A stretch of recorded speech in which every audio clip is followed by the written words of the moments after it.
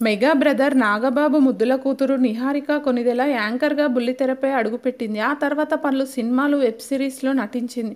ఇక పెద్దల సమక్షంలో చైతన్య జొన్నలగడ్డను పెళ్లి చేసుకుంది. క్యూట్ కపుల్స్లో వీరు ఒకరు పేరు తెచ్చుకున్నారు. ఏం జరిగిందో తెలియదు. గత ఏడాది సైలెంట్గా విడాకులు తీసుకుని షాక్ ఇచ్చారు. ఇక మెగా ఫ్యాన్స్ కూడా చాలా కంగారు పడిపోయారు. వీరు ఎందుకు విడిపోయారు అనేది ఇప్పటికీ క్లారిటీ లేదు. మరోవైపు నిహారిక గతంలో పాడ్కాస్ట్లో తన విడాకుల గురించి చెప్పుకువచ్చింది. విడిపోతామని తెలిసి ఎవరు పెళ్లి చేసుకోరని వెల్లడించింది. అది కూడా ఎంతో గ్రాండ్గా లక్షలు కోట్లు ఖర్చు పెట్టి అసలే సెలబ్రేషన్స్ చేయారని పాడ్కాస్ట్లో తెలిపింది.